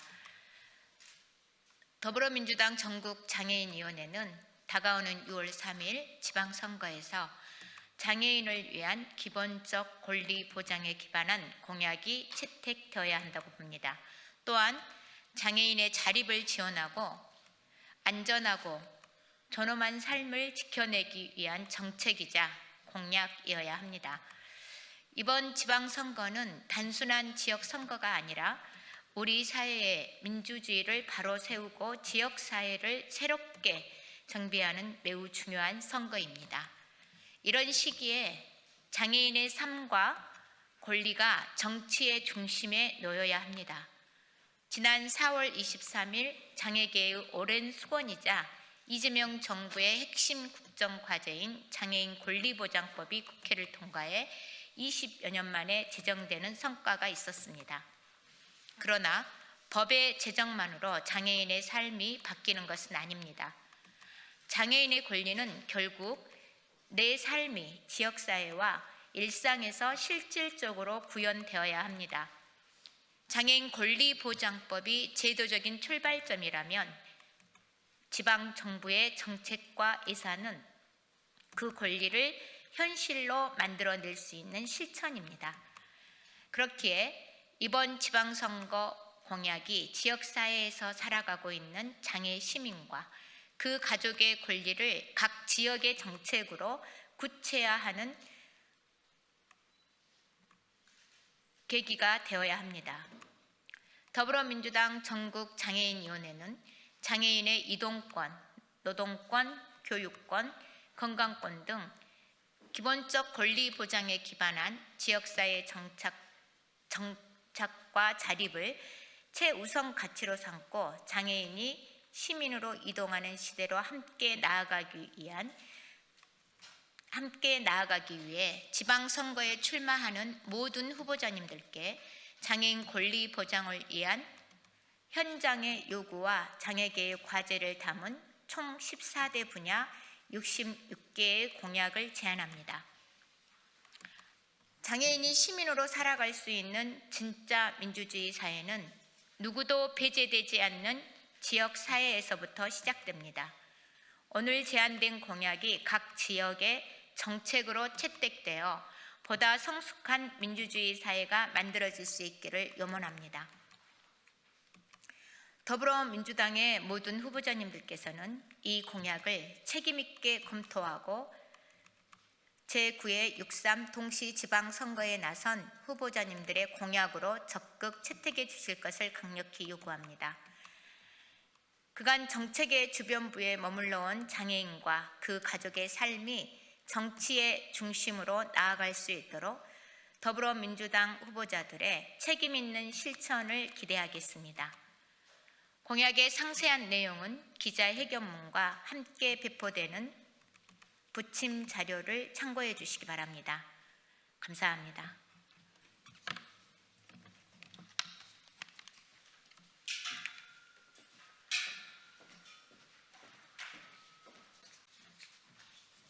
안녕하세요. 네, 반갑습니다. 저는 더불어민주당 정원호 서울시장 후보 선거대책위원회 오세훈 10년 심판본부 공동본부장 고민정입니다.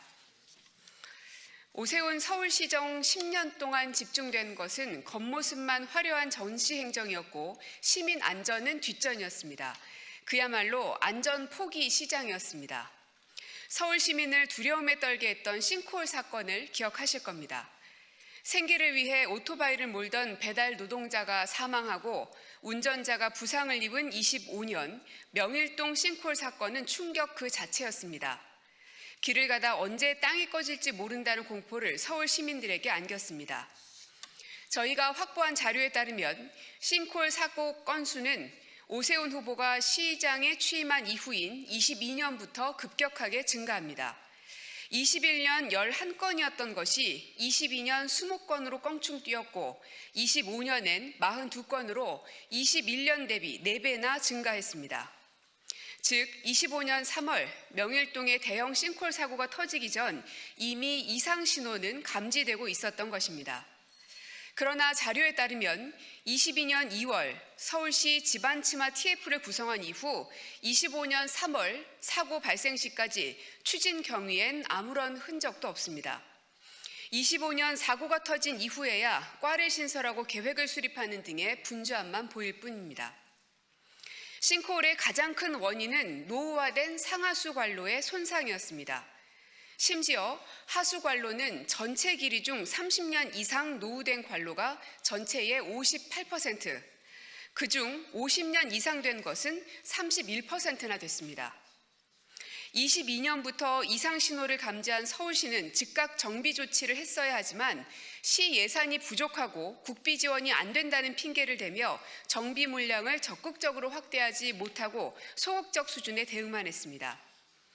오세훈 시장이 해외 순방을 다니고 한강에서 수영하는 사이 서울 시민의 안전을 지켜야 할 서울시장은 없었던 것입니다. 예산이 없었다고 항변하실 겁니까?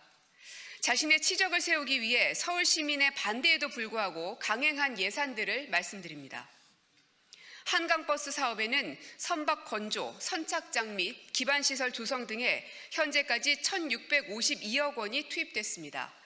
당초 발표했던 것보다 3배나 폭증한 수치입니다. 앞으로 한강버스를 운영하는 데 매년 200억 원가량이 또 소요됩니다. 즉, 약 2천억 원의 예산이 들어가는 셈입니다. 그러나 그 금액은 서울시가 싱크홀 예방을 위해 국비로 요구하는 예산보다 훨씬 많은 금액입니다. 한강버스만 시작하지 않았어도 5년 계획으로 세워둔 1000km 하수관로 정비를 완료할 수 있었을 겁니다. 또한 저희가 확보한 서울교통공사의 24년에서 28년 투자사업 구조조정 내역을 보면 증액해도 모자랄 노후전동차 교체 예산을 9억 9천만 원가량 삭감했고 노후 레일 교체 등 노후시설 개량 예산을 57억 원 삭감했습니다. 성능 평가 결과 D등급을 받아 예산을 투입해 빠르게 교체해야 함에도 불구하고 예산을 삭감한 것입니다. 서울시민 다수가 반대하는 감사의 정원 조성에 206억 원이 들어갑니다.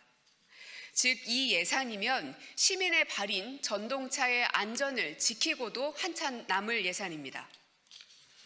오세훈 후보는 서울 시민의 대중교통 선택지를 확대한다면서 한강버스를 도입했지만 정작 서울 시민의 가장 중요한 발인 지하철은 적자에 허덕여 노후 전동차 교체 등 안전 예산마저 삭감했고 자차로 출퇴근하는 시민들은 언제 도로가 꺼질지 모르는 두려움 속에 여전히 출퇴근을 해야 합니다.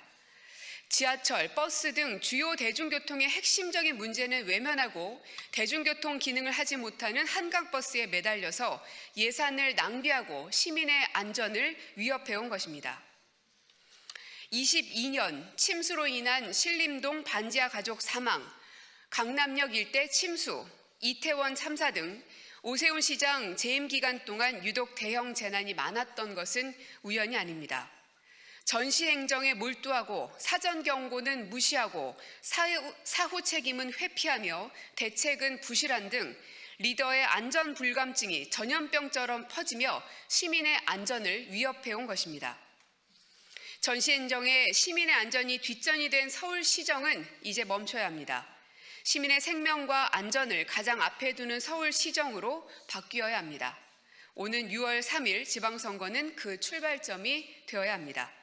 2026년 4월 30일 더불어민주당 정원호 서울시장 후보 선거대책위원회 오세훈 10년 심판본부 공동본부장 고민정. 네, 이상입니다. 네, 고맙습니다.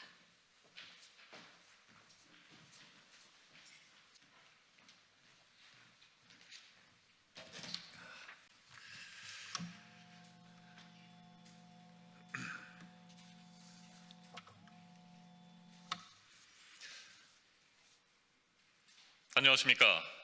정원호 더불어민주당 서울시장 후보 선대위 수석 대변인을 맡고 있는 서울 광진구 갑 국회의원 이정원입니다. 오늘은 글로벌 G2 서울의 시작, G2 서울 비전위원회 출범 소식을 전해드리겠습니다. 서울의 새로운 10년 세계 2대 도시로의 도약을 설계할 G2 서울비전위원회가 오늘 첫 발을 내딛습니다. 먼저 위원회 출범의 의의를 말씀드립니다. 잃어버린 10년을 넘어 글로벌 G2를 만들려고 합니다. 서울은 지금 중대한 기로에 서 있습니다. 정체된 성장의 흐름을 다시 돌려 세워야 할 때입니다.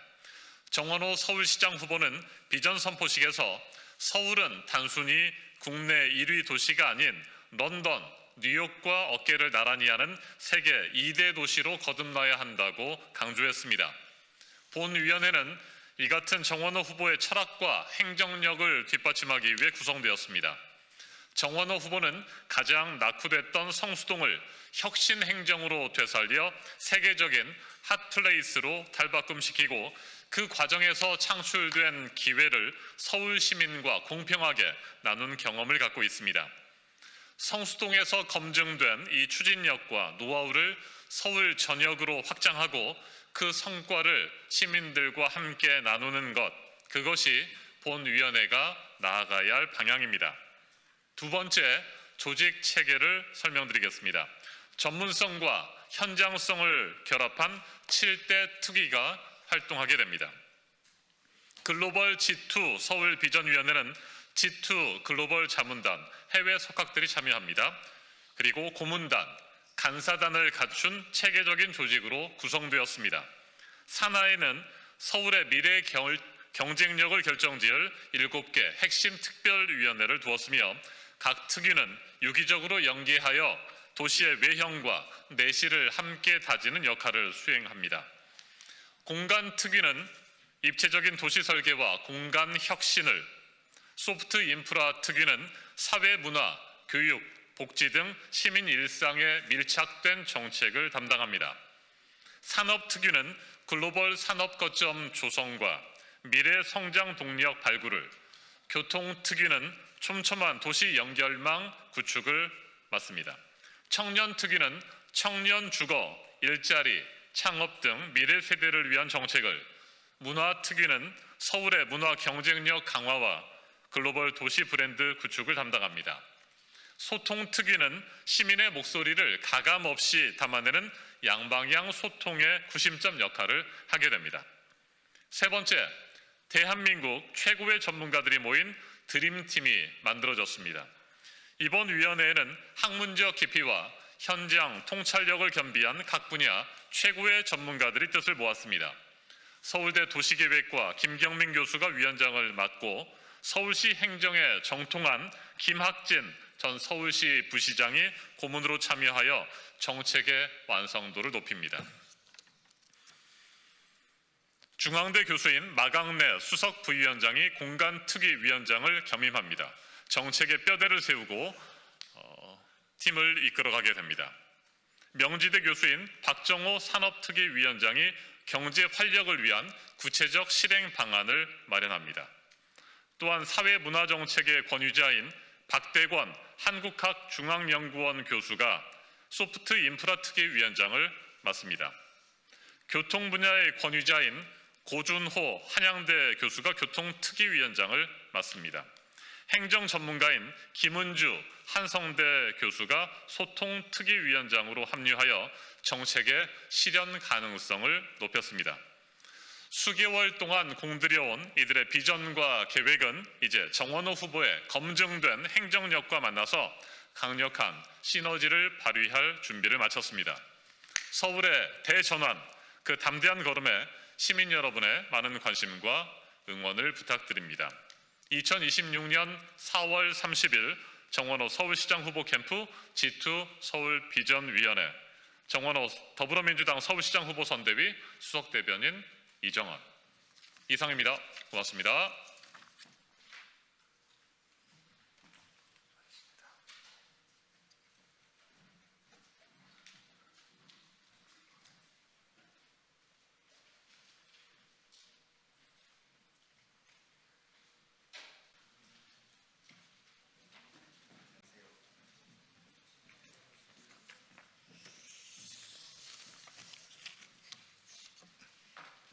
제가 제가 먼저 얘기하고 또 오늘 좀 말씀하시고 우리 이수민 특별히 하실 말씀 없으시죠?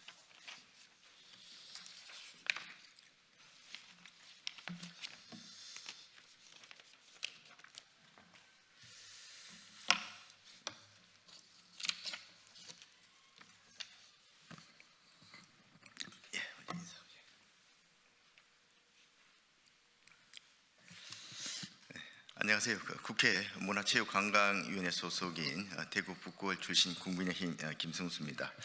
오늘 저희는 최근 민주당의 한국예술종합학교 강주 이전 법안 발의와 관련한 규탄 성명을 발표하기 위해서 이 자리에 섰습니다. 먼저 참석자분들을 소개해 드리겠습니다. 옆에 계신 저와 함께 국회 문화체육관광위원회 소속인 국민의힘 이소희 의원님이십니다.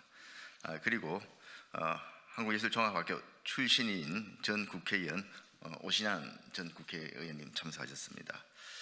그리고 현재 또 한국예술종합학교에 재학 중인 황승환 학생 같이 참석을 했습니다. 최근 민주당 의원을 중심으로 발의된 한예종 강주 이전 법안을 두고 한예종 학생들과 학교 구성원들의 반발이 거센 상황입니다.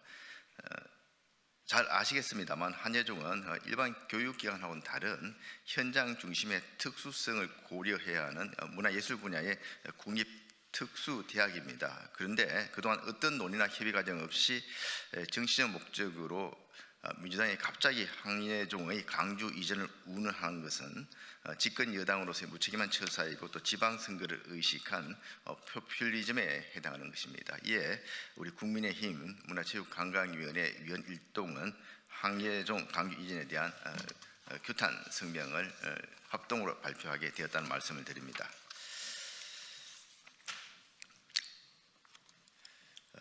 민주당의 무책임한 한예종 강주 이전 법안 발의는 예술까지 정치 도구화하는 선거용 포퓰리즘으로 이를 강력히 규탄한다. 최근 더불어민주당이 발의하여 추진 중인 한국예술종합학교 강주 이전 법률안은 교육의 본질과 예술의 가치를 철저히 외면한 채 오직 정치적 이해와 선거 계산에 따라 기획된 전형적인 포퓰리즘입니다. 이에 국회 문화체육관광위원회 국민의힘 위원 일동은 이 무책임한 졸속 입법을 강력히 규탄합니다. 이번 사안은 국토균형 발전 차원의 공공기관의 지역 이전 문제가 아닙니다. 대한민국 최고 예술기관을 선거를 앞두고 정치적 수단으로 이용하며 교육 현장과 문화예술계 전반을 위협한 중차대한 문제입니다. 이 과정에서 무엇보다 민주당은 법안 추진 과정의 절차적 정당성을 완전히 무시했습니다. 민주당은 한예종의 주체인 학교 구성원, 학생 그 누구와도 사전 논의 없이 일방적으로 학교 이전을 전제한 법안을 발의하고 밀어붙이려 하고 있습니다. 이는 정책이 아닌 명백한 정치 폭주입니다. 국회 문체위에서도 그동안 한예종의 광주 이전은 전혀 언급된 바도 없었습니다. 더욱이 주무부처인 문체부조차 검토한 바 없다고 밝힌 상황에서 민주당이 민감한 법안을 독단적으로 발의한 것은 당정 협의 시스템이 제대로 작동하지 않고 있음을 스스로 드러낸 것입니다. 이와 같은 독단적이고 졸속적인 결정은 결코 용납될 수 없습니다. 또한 민주당의 법안은 예술교육의 본질을 심각하게 훼손하고 있습니다. 예술교육은 단순한 공간 이전으로 유지될 수 있는 체계가 아닙니다. 현장성과 네트워크, 축적된 인프라와 예술 생태계 속에서 작동하는 고도의 교육 시스템입니다. 그럼에도 민주당은 이러한 기반을 무시한 채 물리적 이전 강행을 추진하며 수십 년간 축적된 국가적 예술 자산을 스스로 무너뜨리는 위험한 행태를 보이고 있습니다. 민주당은 지역균형 발전이라고 주장하지만 설득력이 매우 떨어집니다. 진정한 지역균형 발전은 각 지역의 특성과 경쟁력을 반영해야 되는데 준비와 동의 없는 중앙행정기관의 중앙공공기관의 지역 이전은 지역 발전이 아니라 교육 경쟁력과 예술 생태계를 동시에 훼손하는 결과만 초래할 뿐입니다. 결국 이번 민주당의 법안은 교육도 예술도 아닌 6.3 지방선거를 앞두고 표를 겨냥한 정치적 선택이었을 뿐입니다. 이에 우리 국민의힘 국회문화체육관광위원회 일동은 다음 사항을 민주당에 분명히 요구합니다. 하나, 더불어민주당은 한예종 광주 이전 법안을 즉각 철회하라. 하나, 한마디 상의 없이 일방적으로 법안을 추진한 것에 대해 학교 구성원에게 정식으로 사과하라.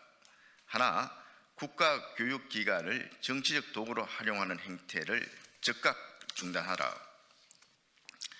한국예술종합학교가 밝힌 입장과 같이 대학의 미래를 좌우하는 중대한 사안은 정치적 논리가 아닌 교육적 가치가 우선되어야 합니다. 특히 무엇보다 학생들의 미래가 최우선적으로 고려되어야 함을 민주당은 반드시 명심하시길 바랍니다. 아울러 최근 이재명 정부의 문화예술계 인사를 둘러싼 우려가 갈수록 커지고 있습니다. 이천 물류센터 화재 참사 시 떡볶이 먹방 논란을 일으킨 한교익 씨의 문화관광연구원장 임명, 개그맨 서승만 씨의 국립정동극장 대표이사 임명, 여기에 배우 이원종 씨의 콘지런장 내정 논란까지 공공기관 인사를 둘러싼 잇따른 논란은 전문성과 공정성을 훼손하고 있으며 예술계 현장의 분노는 이미 임계점을 넘어섰습니다. 예술은 정치의 실험 대상이 아닙니다. 정치가 예술을 흔드는 순간 문화예술인들의 피와 땀으로 수십 년간 쌓아온 K컬처의 위상은 하루아침에 무너질 수도 있습니다. 그리고 그 피해는 고스란히 미래 세대에 돌아갑니다. 이재명 대통령에게 묻습니다. 한예종 교수였던 이동현 씨를 청와대 문체비서관으로 임명한 것은 이러한 일들을 시키기 위한 것입니까? 국민의힘 국회문화체육관광위원회 위원 일동은 이재명 정부와 더불어민주당의 무책임한 포퓰리즘 문화예술 정책과 원칙 없는 인사에 좌시하지 않겠습니다. 그리고 이를 바로잡기 위해 최선을 다하겠습니다. 감사합니다.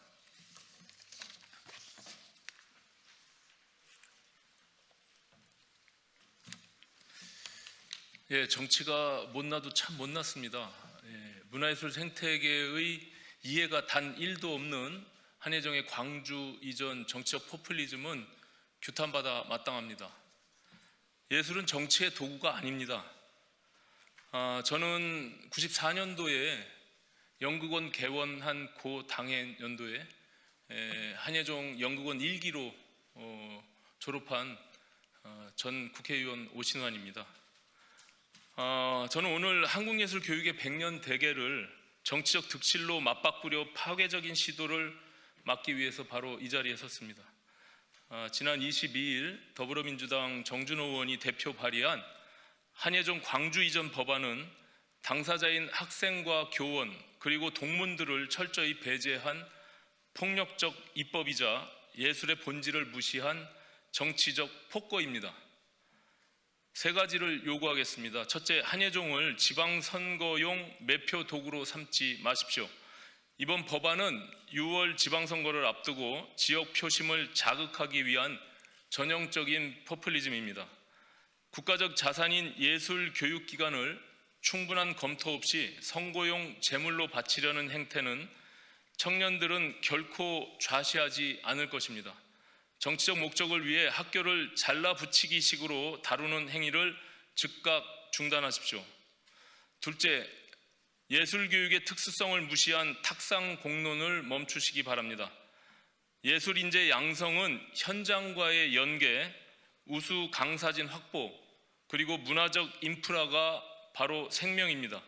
이러한 생태계에 대한 이해 없이 공공기관 이전이라는 단순 논리로 학교를 옮기겠다는 것은 대한민국 예술의 경쟁력을 스스로 꺾겠다는 선언과 다름이 없습니다. 셋째, 학위 수여를 미끼로 한 기만적 행위를 규탄합니다. 한예종의 수건 사업인 석박사 대학원 설치를 광주 이전과 연계한 것은 학생들의 미래를 볼모로 잡은 비겁한 거래입니다. 진정으로 한국 예술 교육을 걱정한다면 조건 없는 대학원 설치와 노후한 캠퍼스 환경 개선에 먼저 힘쓰는 것이 순서입니다. 예술은 정치의 신여가 아닙니다. 학생들의 학습권과 예술의 자율성을 훼손하는 그 어떤 시도도 성공할 수 없습니다. 민주당은 당장 한예종 광주 이전 법안을 철회하고 현장의 목소리에 귀를 기울이십시오. 예술교육의 미래를 지키기 위해 끝까지 싸우겠습니다. 감사합니다.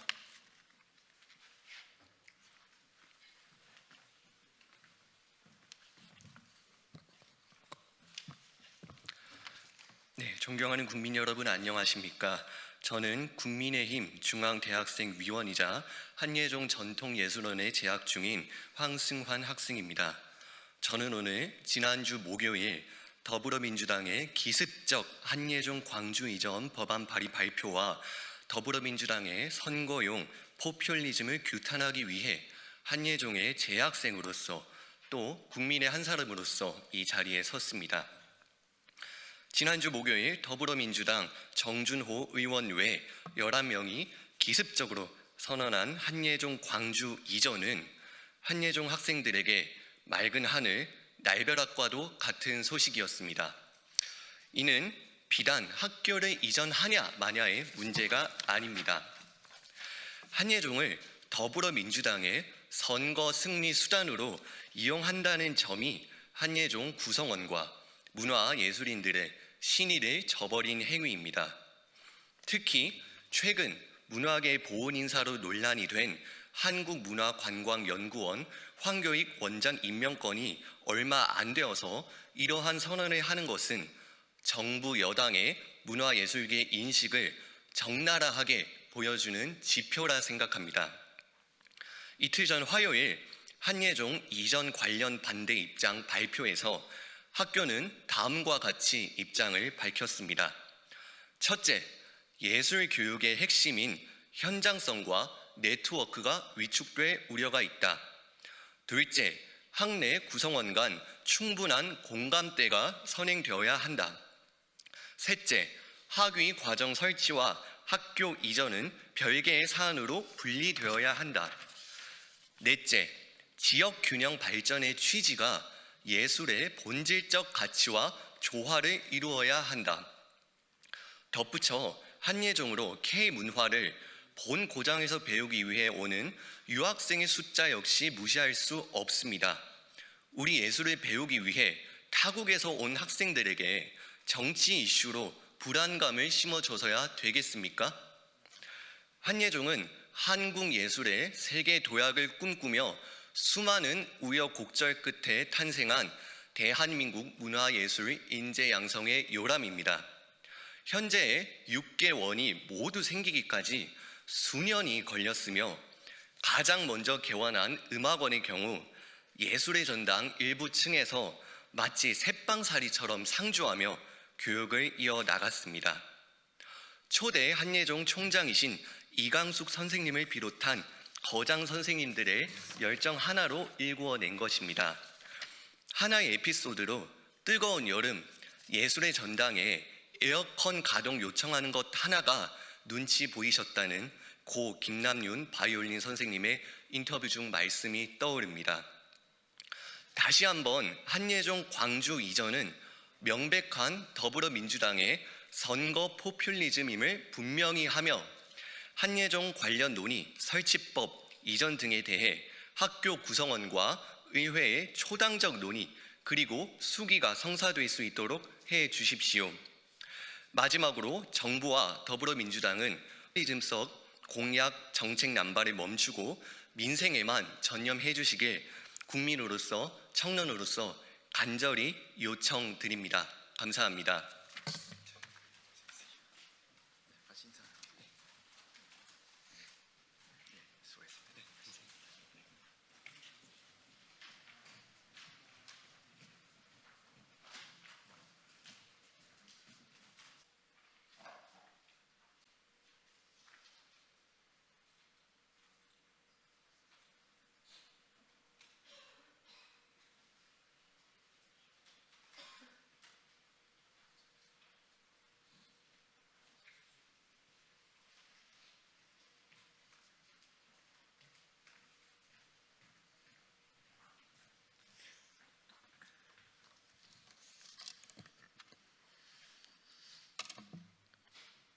영상 없으신가?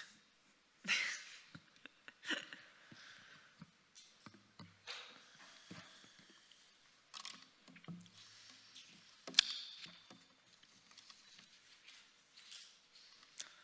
더불어민주당 전수미 대변인 브리핑 시작하겠습니다. 서부지법 폭동에 대한 유죄 확정, 당연한 사법적 결론입니다. 대법원이 오늘 119 서울 서부지법 폭동 가담자 18명에게 유죄를 확정했습니다. 사법부를 유린한 폭도들의 난동에 단호한 철퇴가 내려진 것입니다. 국가 기강을 바로 세운 사법부의 판단을 환영합니다.